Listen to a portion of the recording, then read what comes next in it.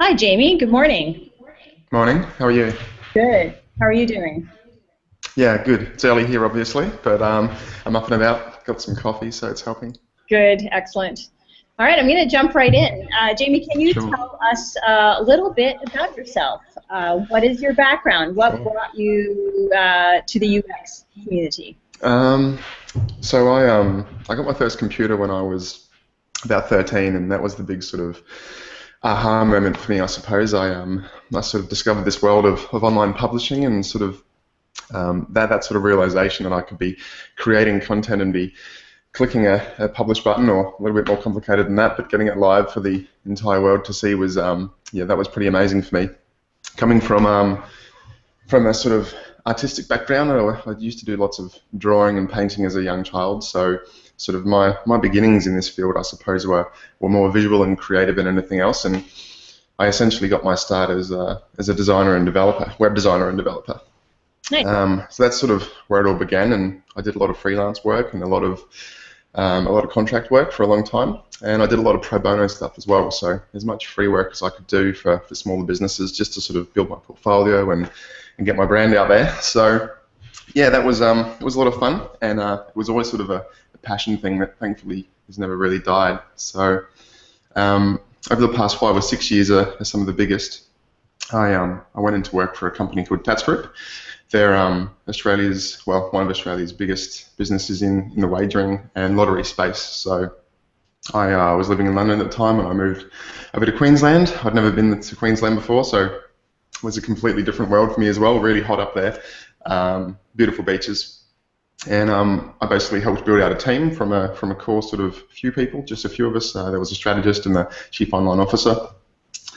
And we built it out to about 50 by the time I left at the start of 2014. So that included digital marketers and UX designers and visual designers and content creators, the whole box and dice. So that was really fun, sort of, creating that capability for such a big organisation. They're on the ASX 100 here, which is the Australian Stock Exchange. But we sort of decided it was time for a change, and we'd moved down to Melbourne very shortly after in February of last year. And there I started doing something similar for a consultancy called Cloud Solutions. They just topped out Australia's fastest growing company list, which is pretty awesome for them. And essentially I helped sort of put in place a strategy for them to grow their own capability and user experience and take their offering from purely back-end, sort of, infrastructure and cloud-related services to be able to design and develop the front-end solutions and applications for the infrastructure as well, so they could basically create a full-service offering, so to speak.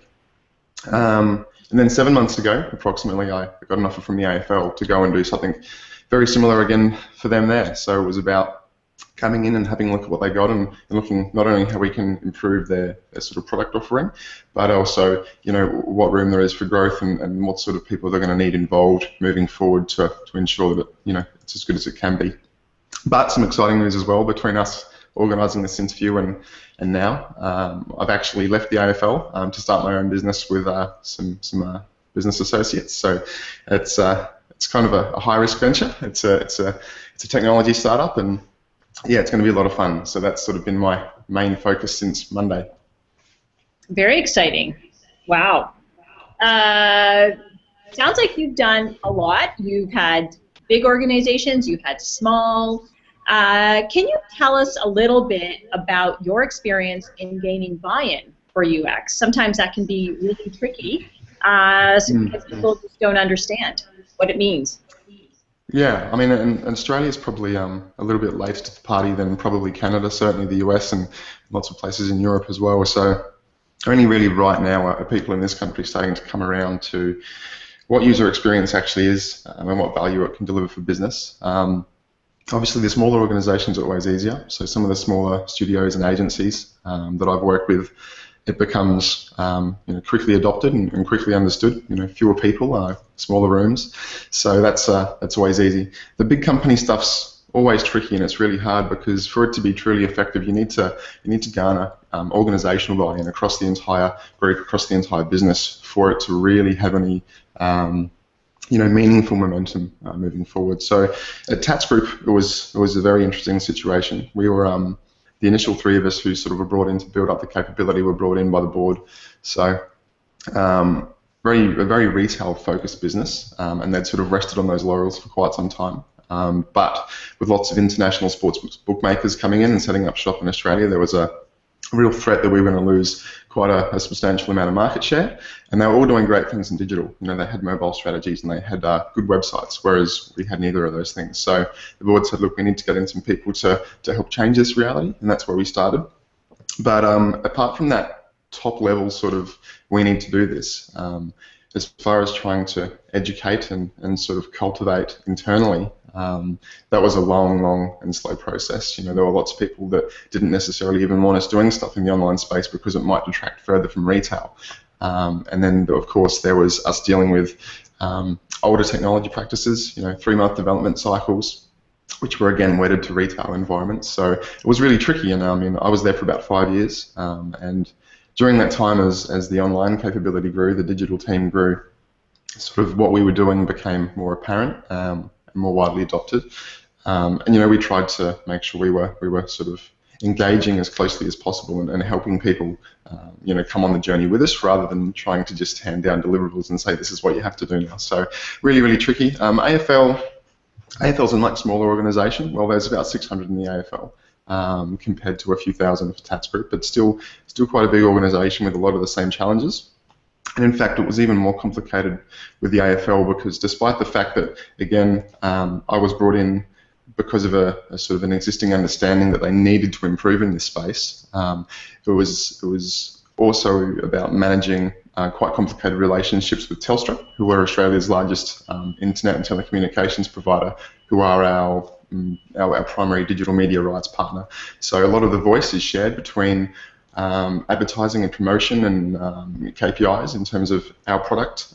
So every change that needs to be made on the website or the mobile app is a conversation with them as well as the AFL. So, you know, lots of interesting conversations with the editorial teams and the commercial teams about why we shouldn't do things, you know, why we are changing the navigation structure, and it really, it's I guess probably the most important thing is demonstrating that there is going to be improvement there. So making sure that rather than just relying on expert opinion, you're obviously running all of the related research and user testing, surveying and other investigations, so that you can say, look, we've already measured based on this sample size that there's going to be an uplift, there's going to be an improvement.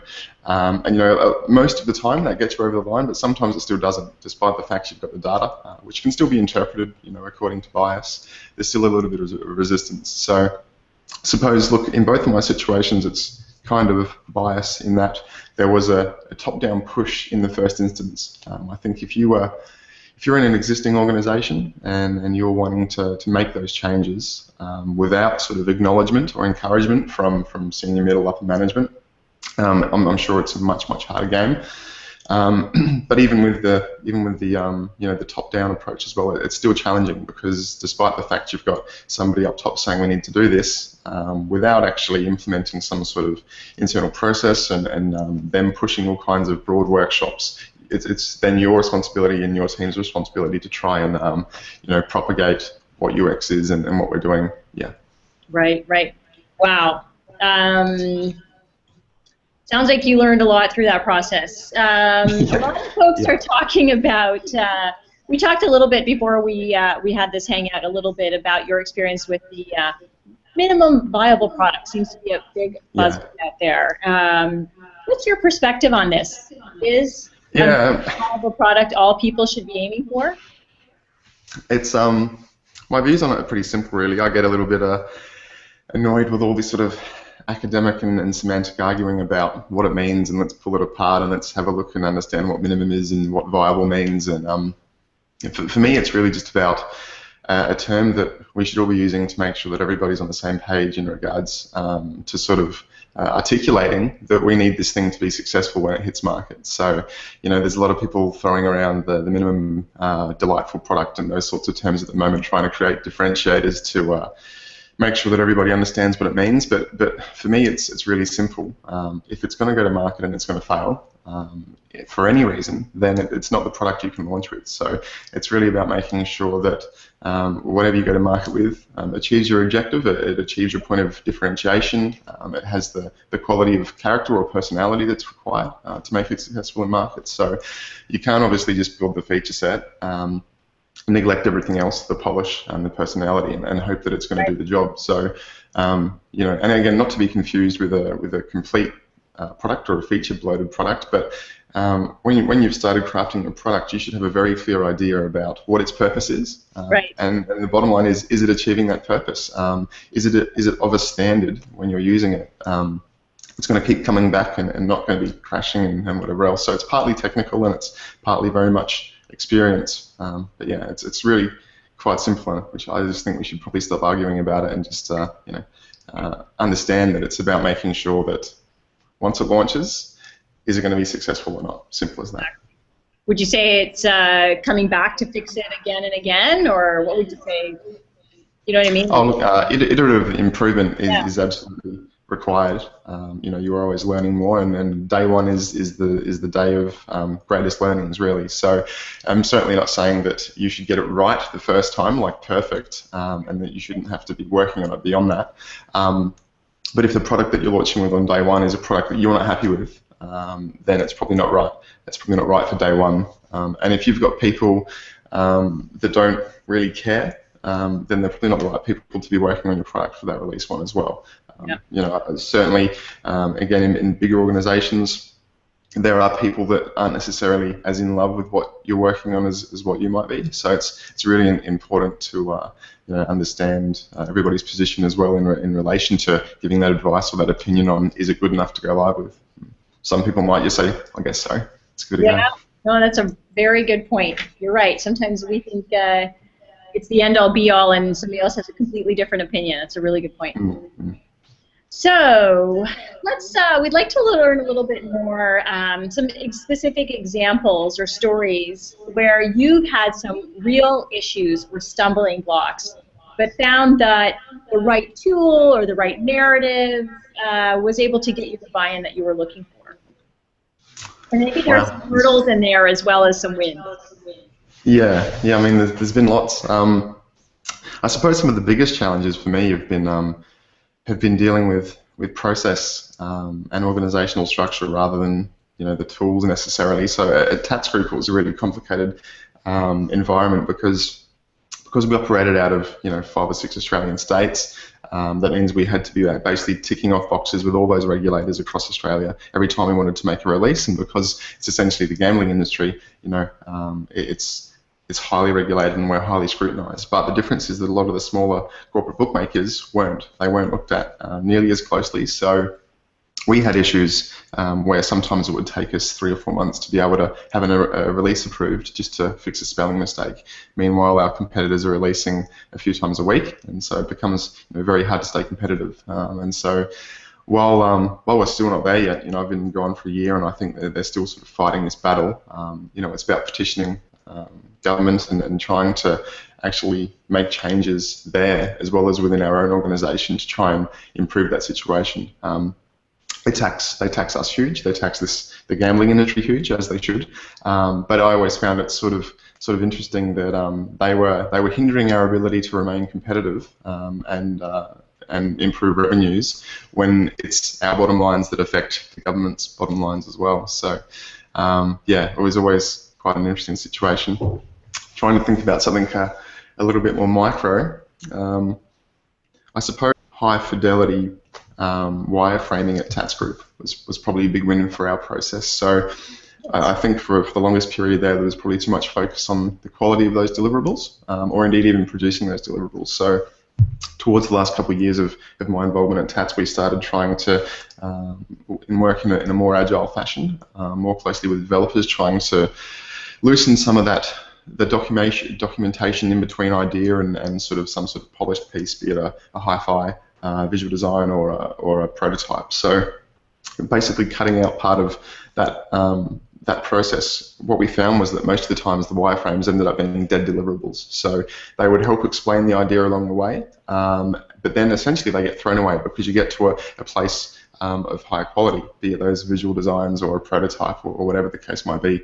So it was about turning those middleman deliverables into conversations and going straight from sketching and sort of ideation workshops and collaboration sessions, and then from there straight into visual designs and straight into designing in browser. So I think that was a huge improvement for us, and it's probably something that I'll continue to do wherever I am. It's funny that you say that, because we run into clients that still believe that wireframe is the way to go, and they need that. They need that as a stepping off point to the next phase. Whereas some quite like the visual, the high fidelity prototyping. I think it depends on the context of your business and how you're working and who you're working with as well. So, despite the fact that we were trying to do that internally, when we were dealing with sort of more distant internal stakeholders, producing that sort of stuff along the way was still advantageous from time to time. And I think certainly if you're a studio or an agency, then it's probably a bit of a different ballgame. You're not dealing with people that are with you 8 hours a day in the office and that you can lean over and have that conversation with. So, I'm not necessarily sure it's the right answer for everybody. And again, you've got to make sure that you're not just adhering to the latest sort of fancy methodologies that are being written about online. It's about what works for your business first and foremost. And if you can borrow any improvements, then awesome. Yeah, no, that's a good point. All right. What would you say is your favorite part of the design process when working on a project? Probably still the visual design stuff for me. A lot of UXers coming through the ranks don't necessarily seem to have that sort of visual design slant. They've always got a good appreciation for visual design and probably more broadly for art. But obviously, my roots being in graphic design and visual design, when we get to that stage of the process, for me, it really feels like it's coming to life. That's the point when it's really real. So, you might be working on some wireframes or running through lots of these initial sort of ideation workshops and sketching to your heart's content and starting to sort of, do the related research to interaction patterns and so on. But when it gets to the point that you've got all the data you need, and then everybody's clear on probably what should be designed, what should be built, and we get to start applying that code of spit and polish and the visual treatment. Yeah, that's exciting for me. It's when it comes together. Right. All right.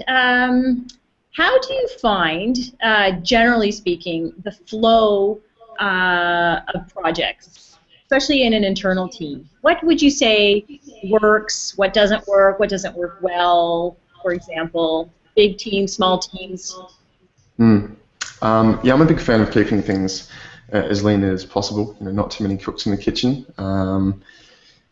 Empire building probably doesn't do anybody ever for any favours, really, especially not in this sort of field, in this industry. So, I mean, at Tatts, we had a lot of work on our plates, but I still wanted to make sure that whenever we sort of went looking for a new hire, it was absolutely justified. So, we had primarily a UI designer with a skew towards visual, and he had a great lot of background in front-end development as well. So not only was he able to put things together visually, but also sort of make them work and consider things such as motion design. So we sort of you sort of need specializations within each person, absolutely. But more often than not, I was looking for somebody that had a kind of generalist skill set. They didn't need the end-to-end, but they needed a good chunk of it. And so we also had a researcher in-house. A lot of experience working with a lot of big brands such as Sony and eBay. She was a fantastic analyst. But she was also a UX designer as well, so not the visual component side of things, but in terms of creating design specification, working on wireframes and understanding, based on her experience, what is more likely to work and what we should begin testing with as a sort of first point, really, really critical. So I guess the core team, for the longest part, was just the three of us. There was effectively myself involved in sort of direction and strategy and visual design, and more or less the end-to-end process. And then we had two people specifically focused sort of on a visual design angle and a research and testing angle. But there was a lot of crossover, and I think that crossover is really, really important. So if you're too specialized, then almost you become silos unto yourself, and you probably get a lot of the same breakdowns that organizations do at a macro level. Right. Yeah, that would too many chefs in the kitchen. Never a good idea. And I would argue it's also important to have somebody that to work collaboratively yet own the vision, if you will. What do you think of that? That's right. Yeah. So one of the other things that we're seeing on our side of the world, if you will, is increasingly senior executives really want measurable outcomes. Help me understand what the KPIs are. What are the ROIs associated with usability testing, for example? What do you think of that, and how have you potentially addressed that in the past? Yeah, well, I mean, at the AFL for the last 7 months, as an example, there was a group set of KPIs and then KPIs more specific to the AFL media arm of the business as well. And so during my tenure there, it was really about making sure that my work continued to drive towards those same KPIs. So they weren't setting necessarily anything up for me specifically. Obviously, I had a whole lot of metrics that I wanted to keep in mind and look to improve over time. But things like unique page impressions and video views, these are things that the exec were already paying attention to, and so they're the things that I had to work towards as well. It was about making sure that we found ways to drum up additional traffic, and we found ways to get people watching more videos. So over the next few months, unfortunately, I'm not going to be around, but they'll be redeveloping the video center and redeveloping the homepage and the game bar and a whole lot of really critical aspects of the site. And a whole lot of conversion funnels have just been redesigned as well, which is mostly been on Telstra's end. They've been working hard on that. So things like live vision sign up, so you can watch Australian football games live on your mobile device. So getting people on board that service is a big one. I mean, generally speaking, though, when it comes to user experience, I think most executives worth their weight understand that improving things for your customer is always going to be a good thing.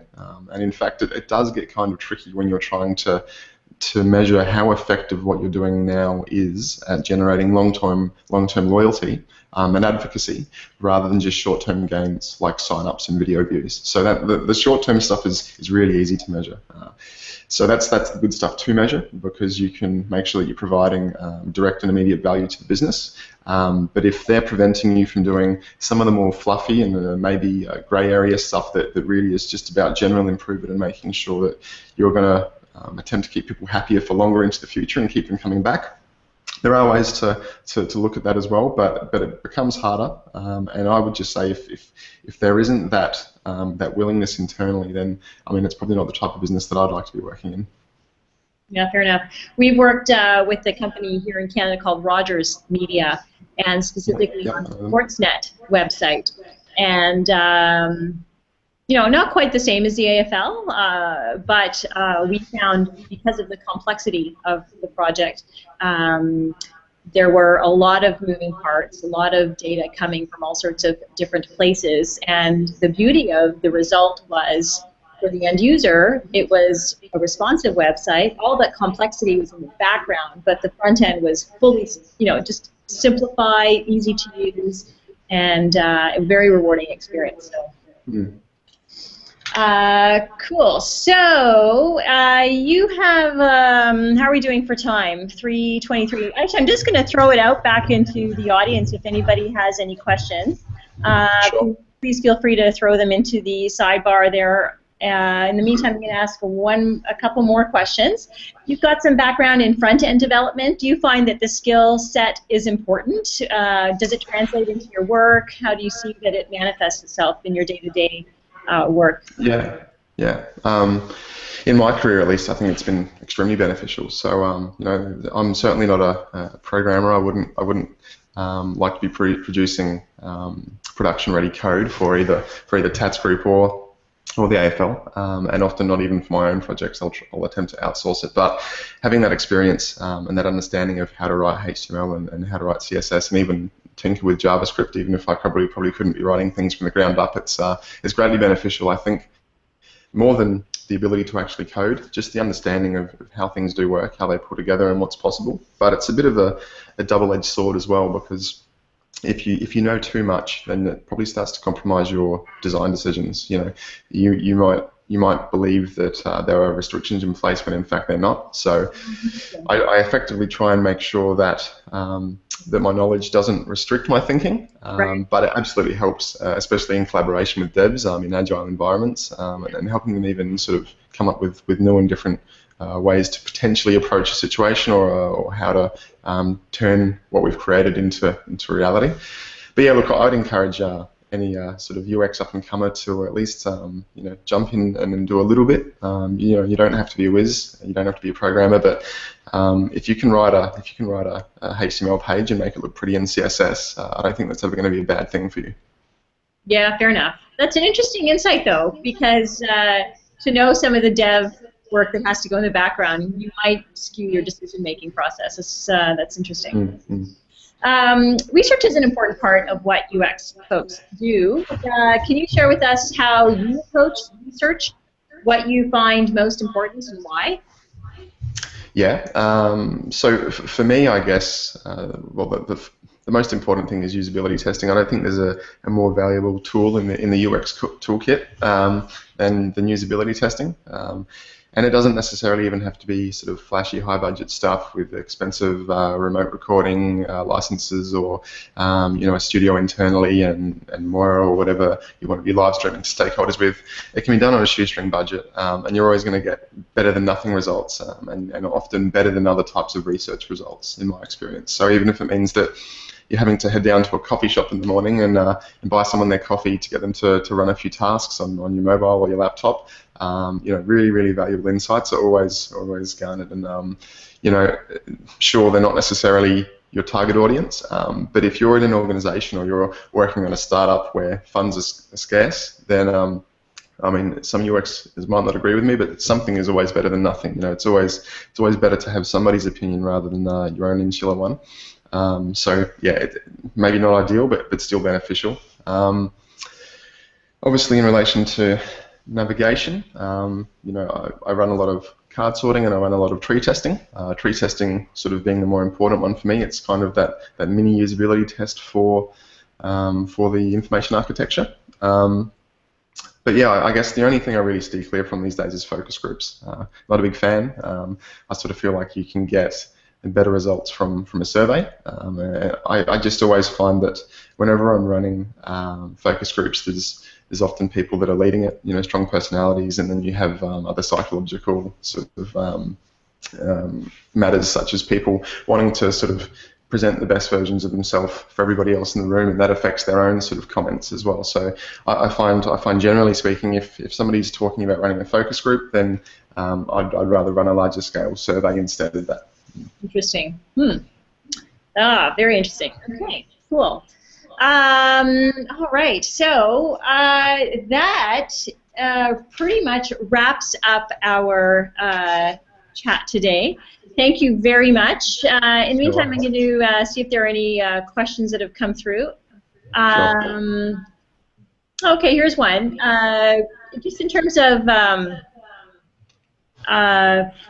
focus groups, lots of clients still continue to ask, what would you suggest? Instead of, I guess, I guess survey feels like, even those are often not getting results.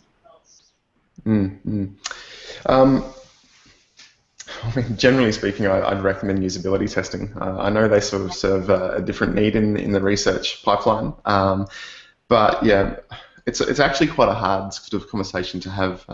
Focus groups are still sort of the buzz, and whenever I walk into a new organization as a consultant or as a full-time employee, a lot of people are talking about running them, so when we're going to start running some focus groups, and the response is generally, well, I don't really think we should. Let's look at all the other options available to us and look at what's going to be most effective based on spend.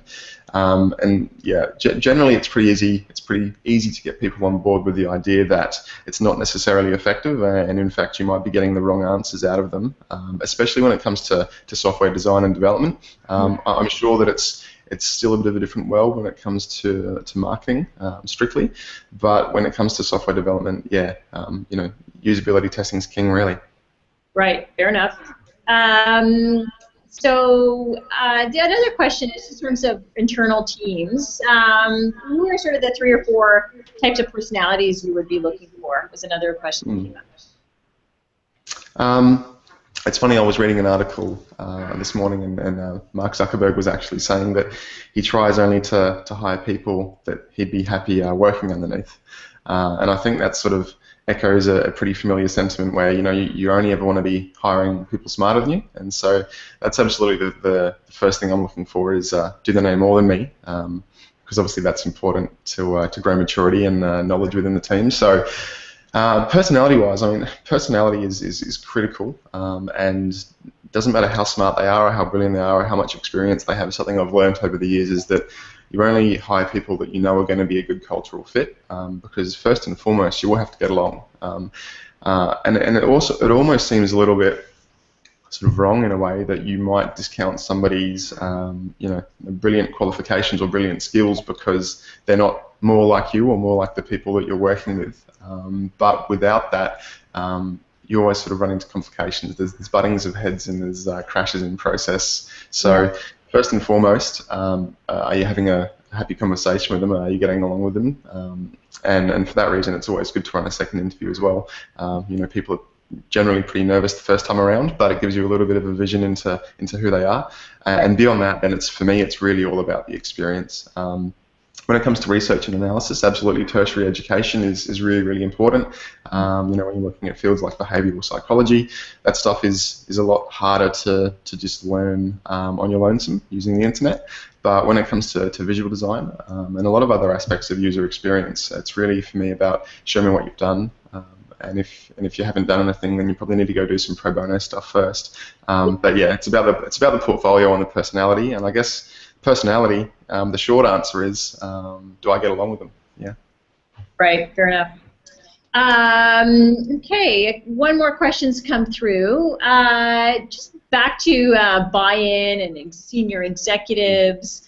The question was how do you present user results, or do you present what do you present to executives to help them understand what you're trying to do? So when you're consulting, which is part of the reason that I'm not a huge lover of consulting, is that you go into an organisation and there's this expectation that you produce a telephone book-sized report with your findings, and that essentially after your 3 or 6 or 9 or more months there, that you hand over an enormous lot of ideas and recommendations, and that's going to fix everything. So for me, working internally at places like Tatts and the AFL, I keep reporting as lean as possible. I keep it about actionable results, and I make sure that all of the fluff around the methodology and the process behind the research and how it's conducted is generally left out, because all that management and the execs really care about is what were those findings. But on top of that, they don't necessarily have the time to read through an extensive document. So it's always about making sure that micro reports are written with every piece of research or every piece of work you do. So literally as few as a few pages, and handing those off, with the work more or less to validate or justify or otherwise back up the decisions that are being made or the direction that you believe needs to be taken. So yeah, really lean, keeping things really short, and making sure whatever is recommended is actionable and easily understood. Right. That makes sense. That makes a lot of sense. I mean, probably to the question, I think if it's more about generating buy-in rather than sort of that reporting process, yeah, I mean, it's about a few things, but running brown bags and other sort of informal in-house sort of education and discussion sessions is really key as well. And I started sending out basically these sort of innovation improvement documents on a monthly basis at the AFL as well. So it talked about a lot of the smaller changes that I made, was recommending that didn't necessarily warrant some sort of report, but it's really important for the organisation to understand why they're being made. So even things like pixel heights to navigation divs and slight colour changes, point size changes, all that sort of stuff would be documented and explained as to why that has happened, just in a sentence or two, and that would be distributed to the people that basically work on those digital products. So if they weren't involved with the people or many people involved in actually creating or executing or doing that to begin with, they've got some vision into what it was and what the purpose was. Right. Okay. All right. Well, Jamie, you know what? We're going to close this off in a couple seconds here. Thank you very much for your time. We're going to post this video up on YouTube, and certainly if anybody wants to watch it from the very beginning, they can. Again, Jamie, thank you very much. If you could just share with the audience your Twitter handle, because I know I actually found you through your tweets and some of the really great insights and content that you not only share on LinkedIn but also on Twitter. It's it's just at Jamie Skella, JamieSkella. And apologies for the croaky voice. I'm not normally up this early. I know it's Friday morning at 6:30. Well, 7 now. 7:30. 7:30 here. Yeah, 6:30 if you're in Queensland. Yeah. Early. Good news, the weekend is coming for you. So. Yeah, absolutely. All right, Jamie, thanks again for your time. Really appreciated all of your insights on focus groups and minimum viable products, and especially some of those ideas around how to get executive buy-in. Thank you very much for your time. Have a great weekend, and we'll catch up soon. Yeah, you too. Thanks a lot. Bye, Jamie. Cheers.